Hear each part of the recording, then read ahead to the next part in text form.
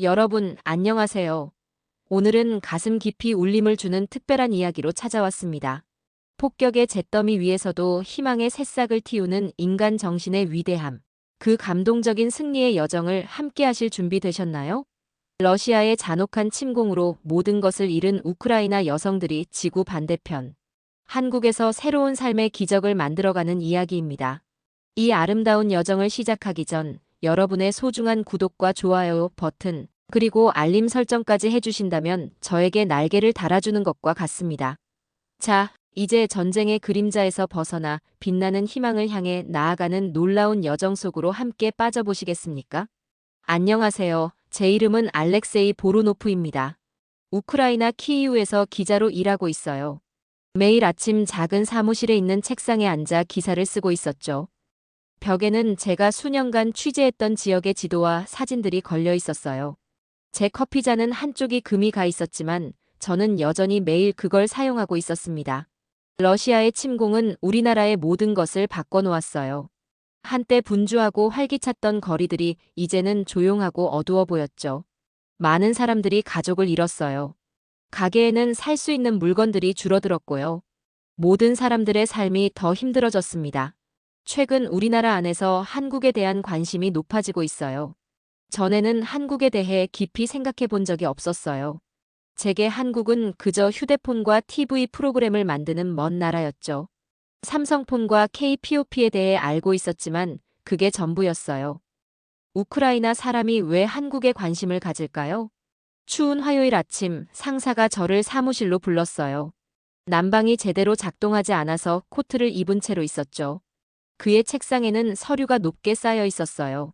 알렉세이, 새 임무가 있어. 그가 저를 보지 않고 컴퓨터 화면만 보면서 말했어요. 침공으로 가족을 잃은 우크라이나 여성들에 관한 이상한 이야기가 돌고 있어. 그들이 한국으로 이주하려는지 알아봐. 저는 고개를 끄덕였지만 속으로는 이게 시간 낭비라고 생각했어요. 왜 우리나라 여자들이 우리와 이렇게 다른 나라로 가고 싶어 할까요? 다른 언어, 다른 음식, 모든 게 달랐죠. 하지만 좋은 기자는 자기 생각이 아니라 이야기를 따라가는 법이죠. 그래서 저는 노트북, 녹음기, 카메라를 오래된 가죽 가방에 넣었어요. 또 오랫동안 사용해 온 삼성폰도 가져갔습니다. 그건 많은 사람들이 이제 사용해야 하는 저렴한 중국 폰들과 달리 믿을 수 있고 사진도 잘 찍혔어요. 다음 날 저는 오데사로 가는 기차를 탔어요. 회색 하늘에서 눈이 많이 내리고 있었죠. 기차 창문은 안개가 끼어서 우리가 지나가는 숲과 작은 마을들이 거의 보이지 않았어요. 전쟁에서 남편이나 형제를 잃은 여성들 그룹을 만나러 가고 있었습니다. 만남의 장소는 기차역 근처의 작은 카페였어요.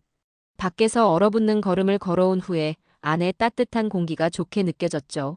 5명의 여성들이 구석에 있는 큰 테이블에 앉아 있었어요. 그들 모두 지쳐 보였지만 눈에서는 강인함이 느껴졌습니다. 올가라는 여성이 먼저 말했어요. 그녀는 6개월 전에 남편이 죽기 전까지 교사였죠. 그녀는 한국의 수도 서울에 사진이 있는 휴대폰을 저에게 보여주었어요. 얼마나 밝은지 보세요, 알렉세이, 그녀가 말했어요. 정전도 없고 공습 사이렌도 없어요. 사람들이 밤에도 안전하게 걸어다니고 있어요. 그녀의 목소리에서 느껴지는 희망에 저는 놀랐어요. 이 여성들은 많은 것을 잃었지만 여전히 미래를 바라보고 있었죠.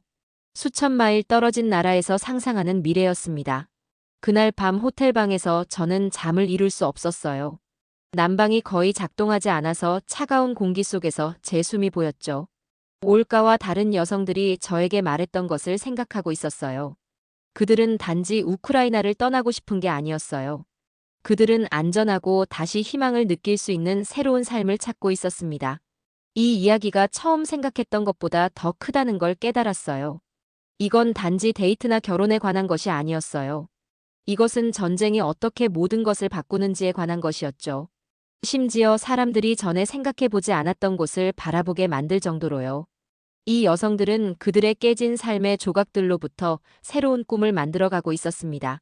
마침내 잠에 들면서 저는 이 여성들의 이야기를 진정으로 들어보기로 결심했어요. 제가 알고 있다고 생각했던 것을 제쳐두고 왜 한국이 그들에게 희망의 상징이 되었는지 이해하려고 노력해야겠다고 생각했습니다. 오대사 여성들의 이야기로 가득 찬 노트북을 들고 키이우로 돌아왔어요. 그들의 말이 머릿속에서 떠나지 않는 파리처럼 윙윙거리고 있었죠.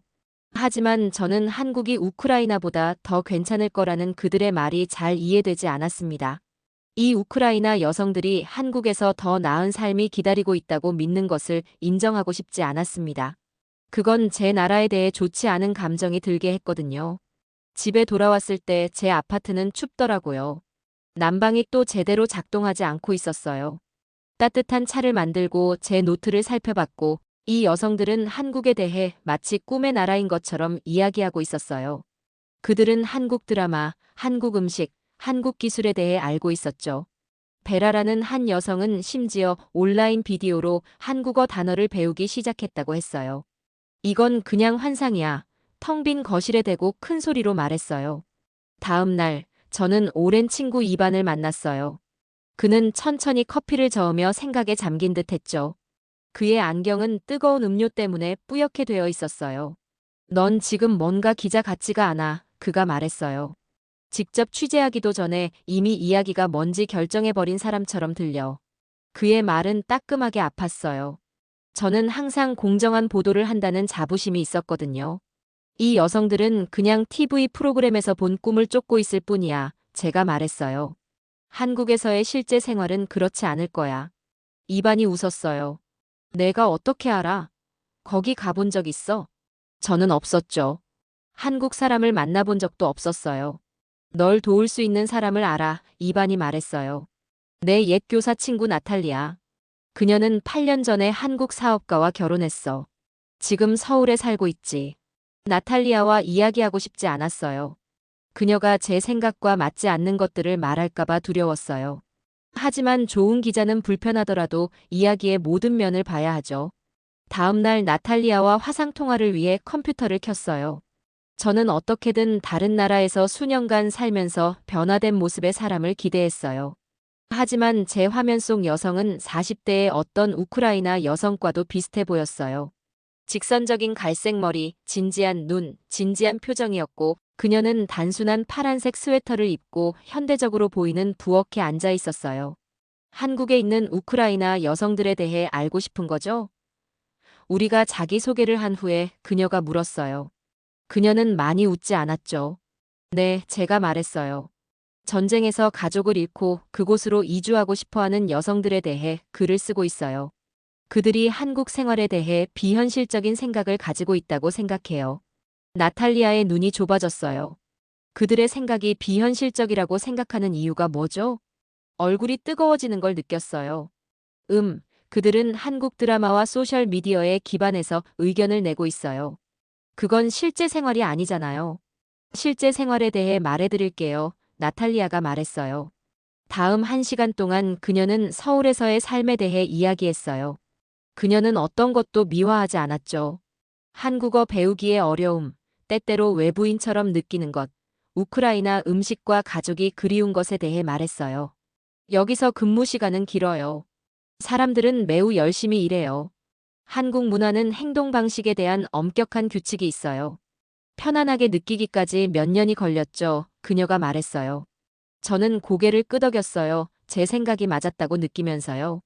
나탈리아가 계속 말했죠. 하지만 여기에는 제가 우크라이나에서는 볼 수 없는 것들이 있어요. 안정성, 안전, 좋은 의료 서비스, 깨끗한 거리. 그리고 가장 중요한 것은 내일이 오늘보다 더 나을 거라는 느낌이에요. 그녀는 카메라를 통해 아파트를 보여줬어요. 작지만 현대적이고 큰 창문과 최신 가전 제품이 있었죠. 그런 다음 노트북을 창가로 가져가 서울의 전경을 보여줬어요. 밤하늘에 불을 밝힌 높은 건물들, 두려움 없이 걷는 사람들로 가득한 거리들, 늦게까지 문을 연 상점들. 당신이 만난 여성들은 바보가 아니에요, 알렉세이. 그들은 여기서의 삶이 완벽하지 않을 거란 걸 알아요. 하지만 그들은 전쟁으로 찢겨진 곳이 아닌 곳에서 새롭게 시작할 기회를 찾고 있는 거예요. 우리가 작별 인사를 한 후, 저는 오랫동안 어두운 아파트에 앉아 있었어요. 밖에서는 경찰 사이렌이 울렸죠. 이웃집 아기가 얇은 벽을 통해 울음소리를 내고 있었어요. 제 냉장고는 반쯤 비어 있었는데 많은 음식들이 찾기 어렵거나 이제 너무 비싸졌기 때문이었죠.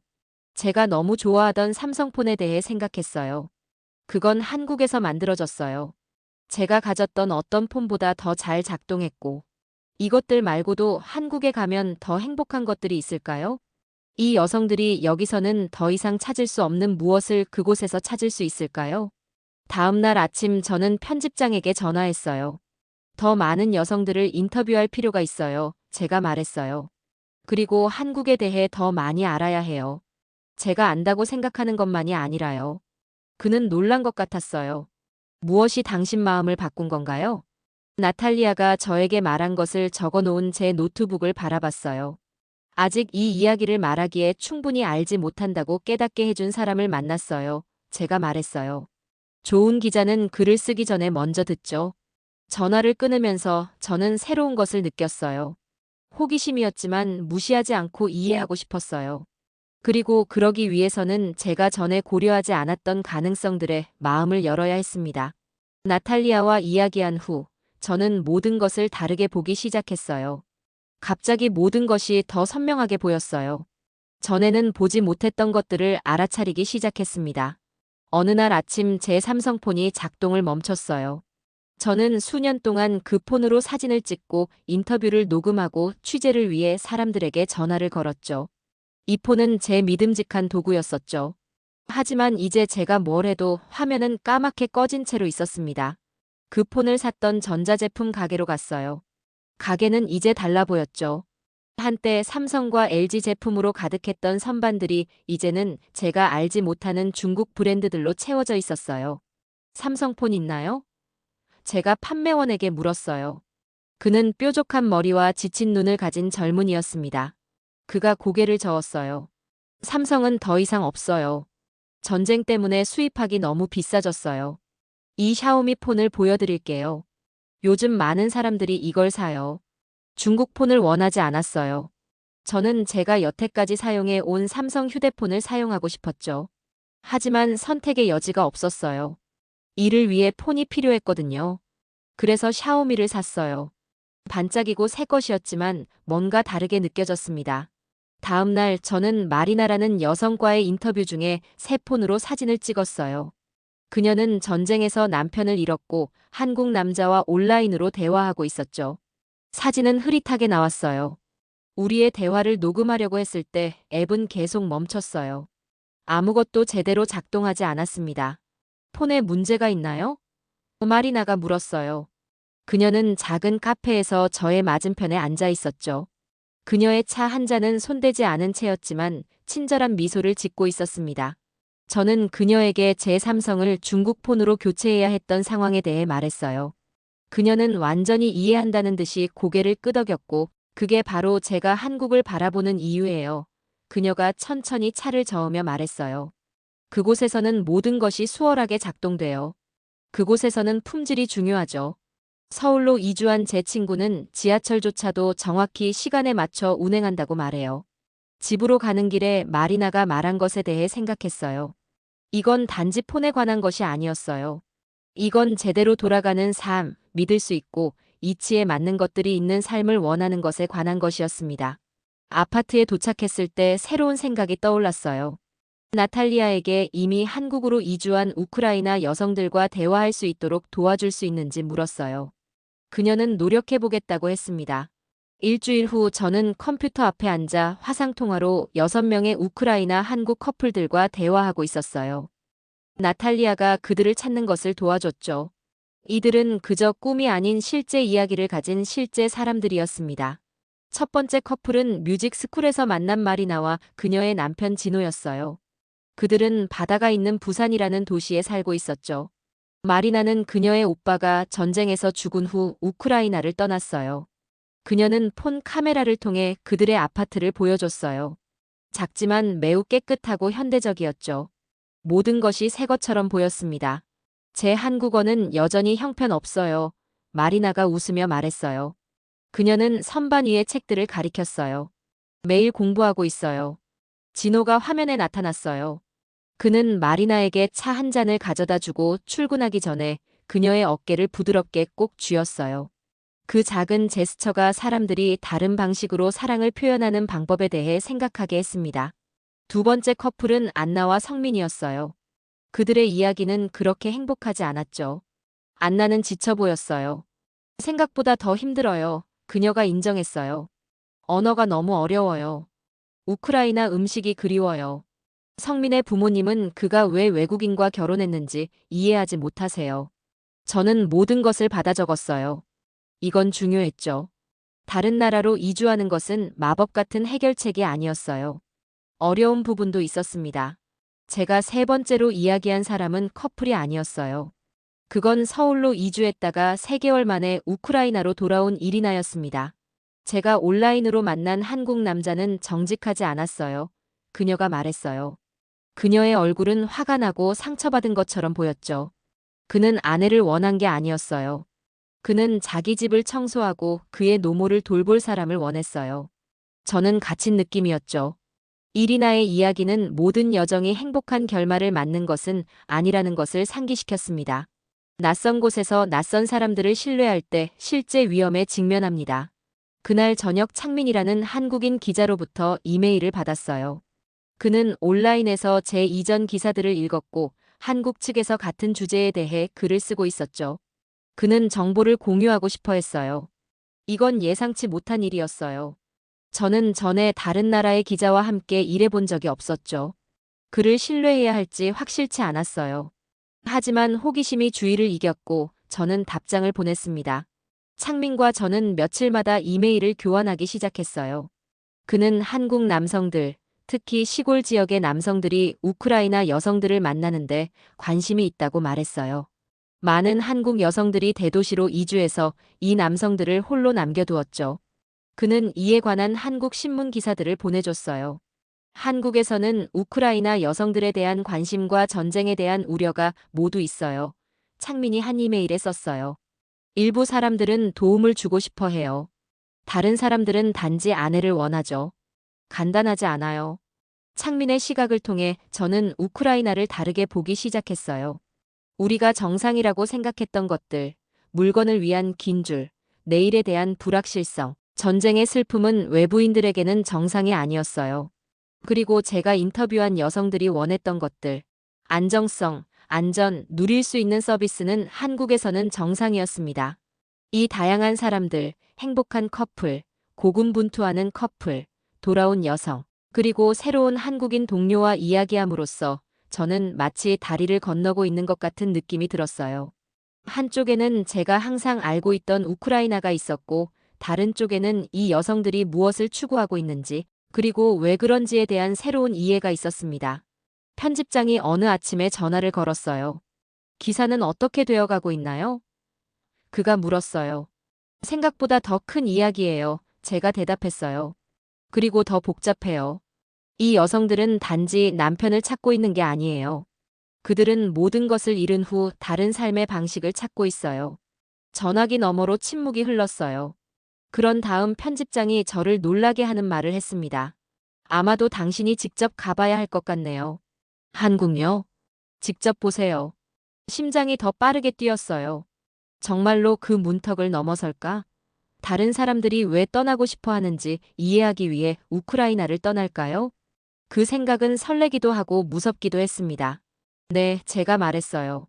가봐야 할 것 같아요. 2주 후 저는 한국 서울로 가는 비행기에 타고 있었어요. 제가 이 이야기가 중요하다고 설득한 후 신문사에서 여행 비용을 지불하기로 했죠. 비행기가 산과 바다 위로 날아갈 때 저는 작은 창문 밖을 바라보고 있었어요. 긴장감으로 배가 꽉 조여드는 느낌이었습니다. 이렇게 우크라이나에서 멀리 여행하는 건 처음이었거든요. 밤에 비행기가 착륙하고 밖으로 나왔을 때 제가 처음 알아차린 것은 불빛이었습니다. 다채로운 간판들이 거리를 밝히고 있었고 높은 건물들은 마치 별로 만들어진 것처럼 빛나고 있었어요. 키이우에서는 전쟁 중에 에너지를 절약하기 위해 많은 지역이 밤에 어두웠는데 여기서는 모든 것이 빛나고 있었습니다. 제 호텔은 도시 중심부에 있었어요. 방은 작았지만 매우 깨끗했고 침대는 부드러웠고 샤워실에서 뜨거운 물이 바로 나왔어요. 제 아파트에서는 때때로 뜨거운 물을 위해 1시간을 기다려야 했던 것과는 달랐죠. 저는 창가에 서서 아래 거리를 걷는 사람들을 지켜보고 있었어요. 그들은 편안해 보였습니다. 아무도 서두르거나 걱정스럽게 뒤를 돌아보지 않고 있었어요. 다음 날 아침 저는 이메일을 주고받았던 한국인 기자 창민을 만났어요.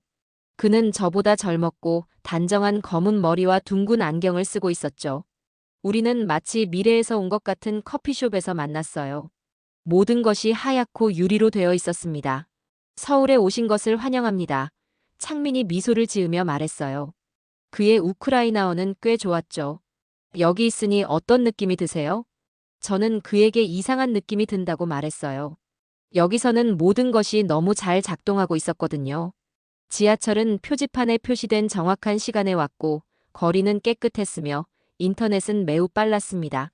창민은 제가 한국으로 이주한 여러 우크라이나 여성들을 만날 수 있도록 준비해 놓았어요. 다음 한 주 동안 저는 15명의 다른 여성들과 이야기를 나눴습니다. 그들의 이야기가 제 노트북과 마음을 가득 채웠어요. 율리아는 전쟁에서 오빠와 남편 모두를 잃은 30대 여성이었어요. 이제 그녀는 한국 사업가들에게 우크라이나어를 가르치고 있었죠. 우리는 나무에 분홍색과 흰색 꽃이 피기 시작한 공원을 걷고 있었어요. 창민이 말하길 이것들이 벚꽃이라 했습니다. 우크라이나를 떠나는 게 힘들었나요? 제가 율리아에게 물었어요. 그녀는 꽃잎들이 눈처럼 떨어지는 것을 지켜보고 있었어요. 가장 힘든 부분은 그곳을 떠나는 것이 아니었어요. 그녀가 조용히 말했어요. 내 나라가 더 이상 나에게 미래를 줄 수 없다는 것을 받아들이는 것이었죠. 그녀의 말은 제 가슴을 아프게 했어요. 저는 방어적인 느낌이 들었고 그녀와 논쟁해야 할 것 같았죠. 저는 모든 것에도 불구하고 우크라이나에서 삶을 꾸려가고 있지 않았나요? 하지만 저는 먼저 기자였습니다. 제 일은 논쟁하는 것이 아니라 듣는 것이었죠. 다른 날 저는 서울에 있는 작은 우크라이나 레스토랑을 방문했어요. 주인은 전쟁이 시작되기 몇 년 전에 한국 여성과 결혼한 우크라이나 요리사였습니다. 고향의 냄새가 나고 있었어요. 벽에는 서울의 사진들 옆에 키이우와 오데사의 사진들이 걸려 있었습니다. 우크라이나와 한국 손님들이 함께 테이블에 앉아 먹고 이야기하고 있었어요. 매주 더 많은 우크라이나인들이 옵니다. 요리사가 저에게 보루시를 내주며 말했어요. 그들은 음식을 위해 오지만 사실은 여기서 새로운 집을 만들면서도 고향을 기억하기 위해 오는 거죠. 저는 우크라이나와 한국 사람들이 함께 이야기하는 것을 지켜보고 있었어요. 때로는 단어를 모를 때 웃긴 손짓을 사용하기도 했죠. 일부는 서툰 영어로 말했고 다른 사람들은 폰의 번역 앱을 사용했어요. 하지만 그들은 연결되고 있었고 서로를 이해하는 방법을 찾고 있었습니다. 서울에서의 마지막 날, 저는 전쟁에서 남편을 잃은 안나를 만났어요. 그녀는 이제 작은 꽃집을 소유하고 있었죠. 그녀의 한국인 남편 명수의 가족이 사업을 시작하는데 도움을 주었어요. 그 가게는 색상과 달콤한 향기로 가득 차 있었습니다. 안나의 손은 유리 화병에 흰 백합을 정리하면서 빠르게 움직이고 있었어요. 여기 오는 것이 올바른 선택이었다고 생각하세요? 제가 물었어요. 이건 제가 모든 사람에게 물어봤던 질문이었고, 안나는 대답하는데 시간을 들였어요. 그녀는 말하기 전에 꽃 정리를 마쳤습니다. 저는 제 첫 남편이 이 전쟁에서 죽는 것을 바라지 않았어요. 그녀가 마침내 말했어요. 정부가 그의 시신을 돌려줬을 때 빈말만 하는 것을 기대하지 않았죠. 제가 한 유일한 선택은 사는 것이었어요, 알렉세이. 다시 숨 쉴 수 있는 곳을 찾는 것이요. 그녀는 저에게 흰 백합 하나를 건네주었어요. 그 꽃은 부드러운 꽃잎과 달콤한 향기가 있는 완벽한 꽃이었습니다. 저는 조심스럽게 그것을 들고 있었어요. 그 순간 안나의 작은 가게에 있으면서 저는 중요한 것을 이해했어요. 이 여성들은 우크라이나를 포기한 것이 아니었어요. 그들은 자신을 포기하기를 거부했던 거였죠. 그들은 아무도 그들의 언어를 말하지 않고 그들의 이야기를 알지 못하는 곳에서 다시 시작할 힘을 찾았어요. 그건 믿을 수 없는 용기가 필요했습니다. 그날 저녁 호텔로 돌아가면서 서울은 다시 밤을 위해 불을 밝히고 있었어요. 사람들은 일을 마치고 집으로 서두르거나 친구들과 저녁 식사를 하기 위해 만나고 있었죠. 가족들은 함께 손을 잡고 걷고 있었어요. 전쟁의 그림자 없이 정상적인 삶이 계속되고 있었습니다. 저는 우크라이나와 한국에서 만난 모든 여성들에 대해 생각했어요. 그들은 남편, 형제, 아버지를 잃었어요. 그들은 집과 직업과 꿈을 잃었죠.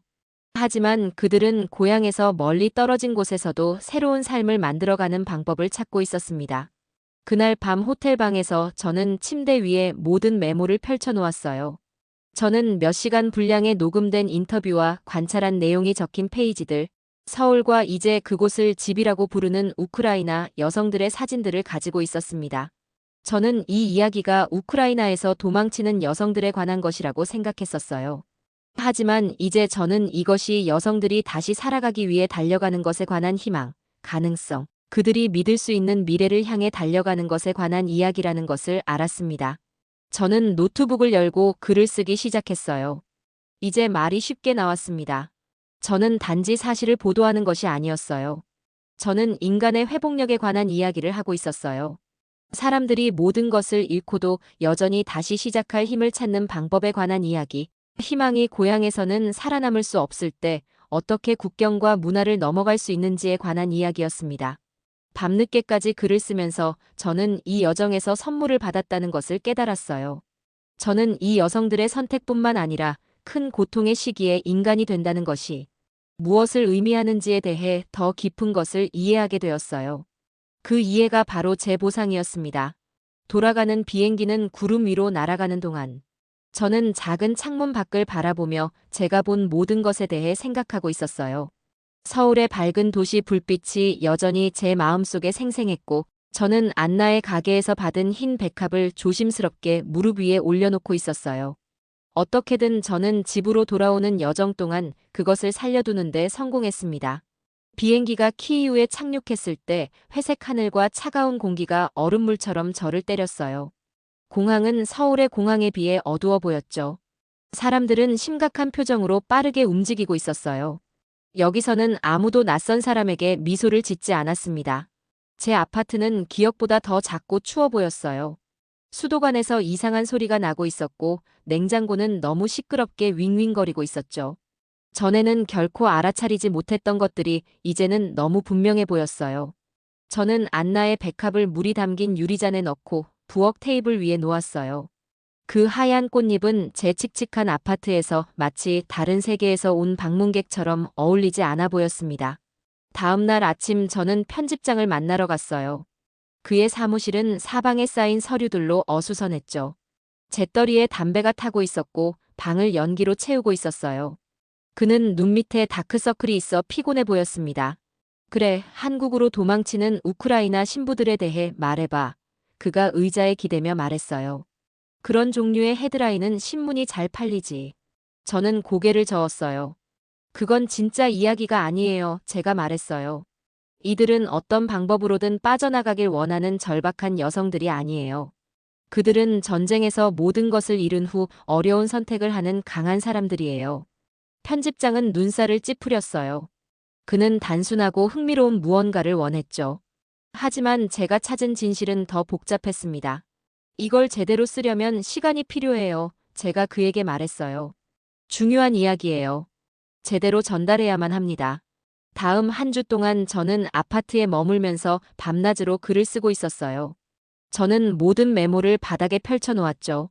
녹음된 인터뷰를 계속해서 다시 들었고 서울과 거기서 만난 우크라이나 여성들의 사진을 보았어요. 천천히 진짜 이야기가 만들어지고 있었습니다. 저는 한국 핸드폰이 어떻게 많은 우크라이나인들이 원하는 품질을 보여주는지에 대해 썼어요. 서울의 우크라이나 레스토랑에서 사람들이 새로운 삶을 만들면서도 고향의 기억을 맛볼 수 있는 것에 대해 썼죠. 우크라이나어 단어를 배우는 한국 남성들과 한국 어른들에게 인사하는 법을 배우는 우크라이나 여성들에 대해 썼어요.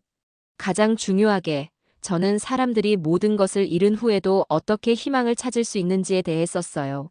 그들이 어떻게 바다와 언어 장벽을 넘어 새로운 삶을 만들 수 있는지, 용기가 때때로 어떻게 모든 익숙한 것을 뒤로 하는 것을 의미하는지에 대해 썼습니다. 기사를 마쳤을 때 그것은 보통의 신문 기사보다 훨씬 길었어요. 작은 책과 더 비슷했죠. 편집장은 심각한 표정으로 천천히 읽었어요. 저는 초조하게 기다렸습니다. 그가 제가 말하려고 하는 것을 이해할까요? 이건 내가 예상했던 것이 아니야. 그가 마침내 말했어요. 하지만 좋아. 정말 좋아. 우리는 이걸 특별 시리즈로 출판할 거야. 2주 후 제 이야기가 신문에 실렸어요. 반응은 즉각적이었습니다. 일부 독자들은 화를 냈어요. 그들은 제가 글을 쓴 여성들이 우크라이나를 떠난 것에 대해 배신자라고 불렀죠. 다른 이들, 특히 여성들은 그들이 고려하지 않았던 가능성을 보여준 것에 대해 감사하다는 글을 썼어요. 가장 놀라운 것은 한국 대사관에서 온 이메일이었습니다. 그들은 저를 우크라이나 한국 연결에 관한 문화 프로그램에서 연설하도록 초대했고, 당신의 두 문화에 대한 이해는 가치가 있습니다. 라고 그들이 썼어요. 서울 여행 6개월 후, 저는 키이우의 대학 강의실 앞에 서 있었어요. 학생들이 모든 좌석을 채웠고, 일부는 방 뒤쪽에 서 있었죠. 저는 이제 생존의 지혜라고 부르는 예상치 못한 곳에서 새로운 집을 찾는 방법에 대해 이야기하기 위해 거기 있었습니다. 질문 시간에 한 젊은 여성이 손을 들었어요. 당신은 이제 한국을 다르게 보나요? 저는 제가 키이우로 돌아왔을 때 구입한 삼성폰에 대해 생각했어요. 비록 그것이 정상 가격의 3배가 들었지만요. 제가 혼자서 배우기 시작한 한국어 단어들에 대해 생각했죠. 온라인 비디오를 보고 난 후 만들기를 배운 제 냉장고 속의 김치에 대해 생각했어요. 저는 이제 모든 것을 다르게 봐요. 제가 그녀에게 솔직히 말했어요. 단지 한국뿐만 아니라 우크라이나도요. 그리고 그게 좋은 저널리즘이 해야 할 일이죠. 독자에게 정보를 주는 만큼 기자도 변화시켜야 해요. 그날 저녁 대학을 떠날 때 눈이 키이우에 부드럽게 내리고 있었어요. 하얀 눈송이들은 서울의 벚꽃을 생각나게 했죠. 다르지만 둘 다 자기 방식으로 아름다웠습니다. 저는 천천히 집으로 걸어가면서 지나가는 여성들의 얼굴을 바라보고 있었어요. 얼마나 많은 사람들이 먼 곳을 꿈꾸고 있을까요? 얼마나 많은 사람들이 전쟁에서 누군가를 잃었을까요? 얼마나 많은 사람들이 새로운 시작을 상상할 용기를 찾고 있을까요? 전쟁은 우크라이나에서 많은 것을 앗아갔어요. 하지만 그것은 또한 제가 전에 존재한다고 알지 못했던 사람들 간의 연결을 보여주었죠. 거대한 거리를 가로질러 뻗어있는 개인의 손으로 만들어진 다리들이요. 전쟁의 어둠 속에서 이 연결들은 밤하늘에 비치는 서울의 밝은 불빛처럼 빛나고 있었어요. 가장 어려운 시기에도 사람들이 희망을 향해 나아갈 방법을 찾는다는 증거였습니다. 오늘의 감동적인 여정은 여기서 마무리됩니다. 여러분은 어떤 감정이 드셨나요? 전쟁의 참혹한 어둠 속에서도 결코 꺾이지 않는 인간의 회복력과 희망을 목격하니 가슴이 먹먹해지면서도 경이로움이 느껴지지 않으신가요? 이 우크라이나 여성들의 삶은 우리에게 중요한 메시지를 전합니다. 우리가 어떤 상황에 처하더라도 희망은 언제나 새로운 곳에서 꽃을 피울 수 있다는 것을요. 때로는 그 꽃이 지구 반대편에서 피어날지라도 말입니다. 이 사연이 여러분의 마음에 울림을 주었다면 구독과 좋아요, 그리고 여러분의 소중한 댓글까지 남겨주세요. 여러분의 반응 하나하나가 저에게는 더 많은 감동 사연을 찾아 나설 수 있는 원동력이 됩니다. 다음 사연에서는 또 어떤 놀라운 인생 이야기로 여러분의 가슴을 따뜻하게 데워드릴지 기대해 주세요.